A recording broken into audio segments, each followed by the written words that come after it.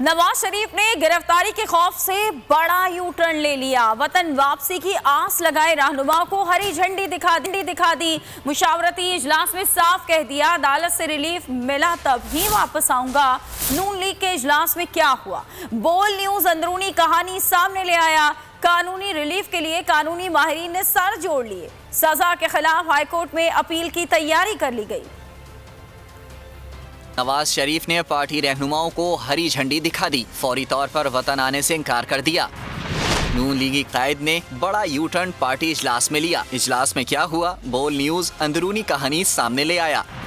जराये के मुताबिक नवाज शरीफ ने साफ कह दिया, कानूनी रिलीफ मिलेगा तभी वापसी की फ्लाइट पकड़ूंगा। बतौर दीगर वेट एंड सी की पॉलिसी इख्तियार की जाएगी। जराये का कहना है, नवाज शरीफ के इनकार से रहनुमाओं के अरमानों पर ओस पड़ गई। किस तरह रिलीफ लिया जा सकता है? कानूनी माहिरीन ने सर जोड़ लिए। जराये के मुताबिक नवाज शरीफ की सजा हाई कोर्ट में चैलेंज की जाएगी। अदालती फैसले की रोशनी में लाहे अमल तय किया जाएगा।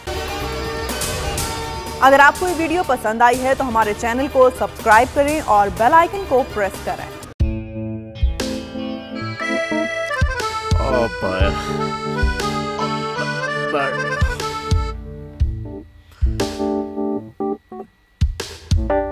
इंतशार से निकलने का वाहिद हल इंतखाबात हैं। हकीकी आज़ादी मार्च आज रवा।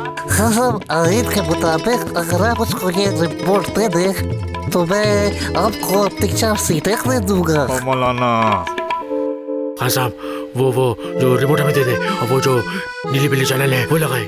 जाओ शबास। हम ऐसा टीवी देखते ही नहीं जिसका रिमोट हमारे हाथ में ना हो। और यहाँ पे कोई 2 नंबर ही नहीं चलेगी। और हम कोई गुलाम है जो आप रिमोट मांगे हम दे दें?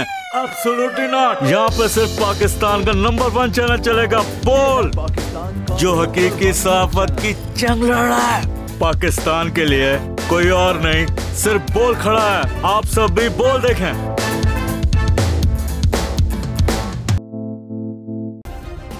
सब्सक्राइब करें और बेल दबाएं ताकि कोई खबर रह न जाए।